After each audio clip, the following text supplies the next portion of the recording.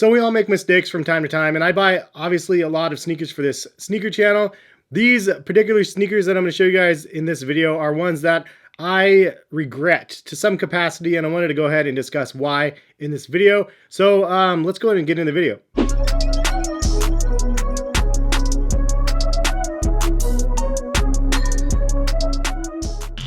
What is going on, guys? Hes here, collectivekicks.com. If you guys would like to shop this week's top sneaker deals, check the link in the description. Take you to my website. I curate a bunch of random deals that I find on the internet for you guys. And so hopefully you guys can find some good deals out there on sneakers. In this video, I wanted to discuss 5 sneakers that I regret. Actually, there's 6 pairs, but one of them's kind of bundled. Anyways, I just want to throw this out as a disclaimer. Just because I may regret buying a shoe doesn't mean it's a bad shoe to buy. It's just something that I personally regret for the reasons that I'm going to discuss in this video. So hopefully you guys can understand, and I'm sure some of you guys can relate. And if you can, leave a comment in the comment section on a couple pairs of shoes that you regret buying and for some reasons why as well. Also, if you guys are interested in seeing more top 5 videos from me, I used to do top 5 Tuesdays every Tuesday. Obviously, 2 kids now, it's really difficult to maintain that schedule, but I am going to start introducing top 5 videos back in this channel. So please leave in the comment section future suggestions for top 5 videos that you guys would like to see. Sky's the limit, really. Like, I'm covering anything sneaker related, and I'm really excited to start bringing these back on a more of a regular cadence. In fact, this is one of those videos that I did 4 years ago now, so it's like I'm looking back through some of the ones I already did, and there's like updated versions of those videos. So here is an updated one of 5 sneakers that I regret buying. All right, we'll start off with this one, number 5 spot, a Nike box. This is actually a pair of sneakers that I really love. There is a reason why I regret it though. So let's go ahead and show you what they are. So we have a pair of the Nike React Element 87s. I believe that's, yeah, React Element 87s. So something that I always found annoying with Nike, this is the React Element, but they have the Epic React. I don't understand why they can't just do a regular naming convention. It's like somebody that uses bullets and uses like 1 and then B. Like, it doesn't make any sense to me. But anyways, not the reason why I regret buying these. The reason why I regret making this purchase is because I paid resale for these before they actually released. And I bought the anthracite colorway. However, there was a sale colorway as well. That was more expensive, trending in the $300-400 range. I paid $275 for this one, which was more than I wanted to pay because they retail at like $160. However, I bought actually a size 10 instead of a 9.5 because I was trying to save that little extra money because the extra resale was $20 or $30 more for the 9.5 at the time. Joke was on me though, these did not fit properly. I needed a true to size and I got a half size big. So not only did I overpay for these, they were a little bit too big on my feet. And when you have this weird clear material on the upper, it really just didn't work very well with me having the wrong size. So kind of a pain point. Also, the fact that they re-released these over and over and over again to the point where you could actually have gotten these for like 65 bucks, I believe, or $67 from a Nike sale recently. And I'll try to link them in the description if I can find them for you.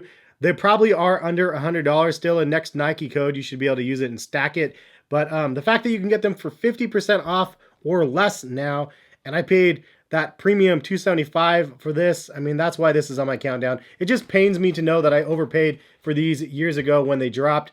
And yeah, still a little bit salty. I don't like to pay resale for sneakers for the most part. Most of you guys know that. It's definitely not fun when they re-release a billion times. And I was trying to get them early for a YouTube video, which is part of the reason why I never do that anymore. All right, so moving on to the number 4 spot, we do have a pair of Nikes here. This is actually a collaboration. And it's one that, again, I actually really like. I like the look of this one. It is a white colorway with a gum sole, and the model is the Nike Air 97 Haven Clot. The upper is really cool and just different looking on these. And actually, I thought this was a sleeper shoe, but I bought these from the Nike employee store a while ago, put them in my garage for a custom, and pulled out the second shoe. Notice something a little bit off here. So, yeah, obvious regret here is that I bought these and I got 2 left feet. Like, for real. I don't even understand how that's possible. But wait, it gets better. On the box, it says size 10, men's US. On the inside of one left shoe, it says 9.5. And on the inside of the other left shoe, it says 9.5 as well. So I don't understand. I got 2 of the wrong sizes and 2 left feet for this one. Come on, Nike. The Nike employee store I love, and you know what, honestly, they're supposed to check all of the items, at least they have historically for the last 20 years that I've been there. Like, they check all of the items inside and out to make sure everything's good to go. They basically make sure that this doesn't happen. You get the right sizes and you get the product you wanted. Unfortunately, maybe it's because I bought too many pairs of sneakers at that time where they just were trying to rush through everything. For whatever reason, they didn't check twice and that extra security blanket was not there when I bought these. Unfortunately for me, I didn't check them either, and I probably should have. I went with a size 10 because I had some other shoes that were like these, 97s, and they just fit snug on me, so I went up a half a size on these. I just don't even, I mean, I should have just tried them on or at least looked myself. But has this ever happened to you guys? Drop a comment or a like on the video if you guys can relate to this, because it's just ridiculous. Like, who buys like 2 left feet and then doesn't discover it until probably a year later? I don't even know when I bought these. It's been so long. Kind of a bummer, but the number 4 spot in the video. All right, so moving on to the number 3 spot. Yes, this is a Travis Scott box, and there is some regrets here. We have a pair that sits on my back wall up here on the corner, but it's a pair that's nice. Don't get me wrong. It's a nice pair of sneakers, and it's one that I would have loved to get at retail. However, I paid a resale price on these because I fell into the hype. Like, to be quite honest, like, I fell into the hype. I do like my brown Jordans, my brown sneakers in general. Anytime I can get some brown Jordans and stuff, like, I always like it for the fall time. But I fell into the hype on this one. Travis Scott, it's a cool shoe, don't get me wrong.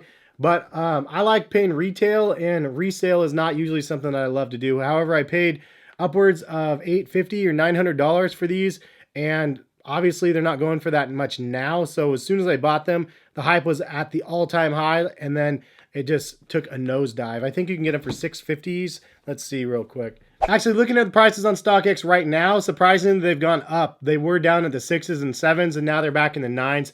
Still something that I regret buying just because I fell into the hype. And really all I was trying to do is satiate my palate because this is what I really wanted. And luckily I ended up getting it from the dude Rack for a bargain price. The Jordan 1 low is decent, don't get me wrong, and it's probably a good one for summer. Deep down, I didn't want the low top. I wanted the big brother, the high top, which was the better choice in my opinion. Just overall aesthetics I like better. But one that I regret nonetheless, number 3 spot. All right, so moving on to the number 2 spot. I actually got 2 pairs of sneakers for this 2 spot. Got both of these pairs from Complex Con last year. First things first, we have the Air Force Ones. This is the Pop the Streets colorway. I think that's what they're calling it. This was an Atmos collaboration.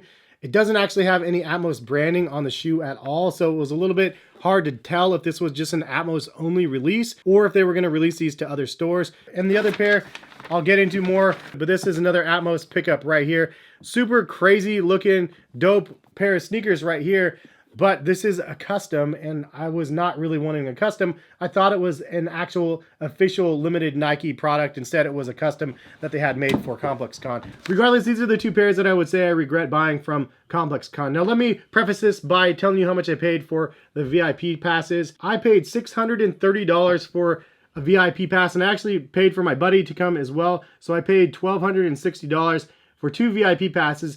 The VIP passes gave you 2 hours early to go shop around in all of the mayhem and try to secure some sort of limited merch, more or less. But really, it took you 45 minutes or so per line to be able to get anything. Atmos was my 3rd spot, I believe, in day 1, and we just waited to see what was left over.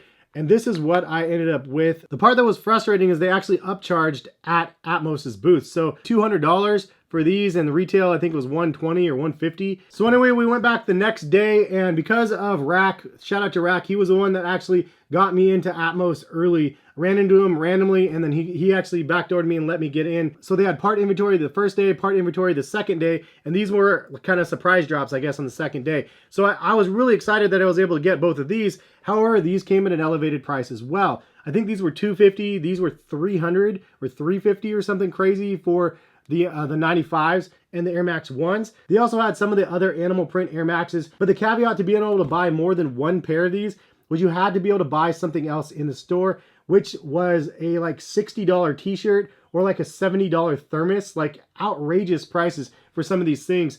And they were all ridiculously priced. I spent thousands at this Atmos store. Now, I don't regret buying both of these because they were worth it in my opinion. Great quality, official Nike products. When I'm checking out, I noticed they had these and I was like, whoa, what are those? Like, can I get a pair of those? Because they still had a couple pairs. They only had 1 left in a size 9 men's. And I was like, yeah, let me get a pair of those. I didn't know how much they were. And frankly, like I was like, it didn't matter. They look dope. I thought they were going to be awesome. The other ones were elevated. I was like, yeah, it can't be that much. This one was like $890, I think. So I was like, holy crap. I guess I was like, let's go ahead and do it. I thought it was an official Atmos shoe that was being like super limited quick strike at the second day only. So I thought for sure this is just going to be one of those crazy shoes that I was going to own in my collection. And don't get me wrong, it still is a really, really dope shoe. And Garrickson Studio, or Garrickson, whoever ended up actually creating this, it's actually on the box. It says Garrickson right here. They did a tremendous job on the shoes and on the box. The shape is a little bit off on my pair. Like, it looks a little bit off on the back, but $890 was like a crazy steep price for me. Obviously, people like Shoe Surgeon, you could pay thousands of dollars for his customs, and this is probably of the same caliber of that. It's just the shape is a little bit off in my opinion. Regardless, $890 plus taxes was over $900 for these. Plus I had to ship them home, which cost a bunch of money. But so I put this in the regret pile only because it is not an official Nike product and it is a custom. If I had the opportunity to go back and was literally in that same situation again, I don't think I would have bought them, only for the fact that they were so darn expensive. Now on the open market, I'm pretty sure I could get close to what I paid for these if I was actually trying to sell them. But honestly, they sit on the display shelf in the back corner of the room along with these other Atmos joints right here. Just really like the Atmos products. However, I don't like the elevated price that I pay for these, and the sticker shock on this was pretty extreme. Drop a comment in the comment section. Would you pay $900 for this pair of sneakers right here? Yes or no? All right, so we made it to the #1 spot on the countdown. And if you guys enjoyed the video, please drop a like on the video. I always appreciate it when you guys show some love down there. This is a pair that I regret. First of all, square box, kind of weird.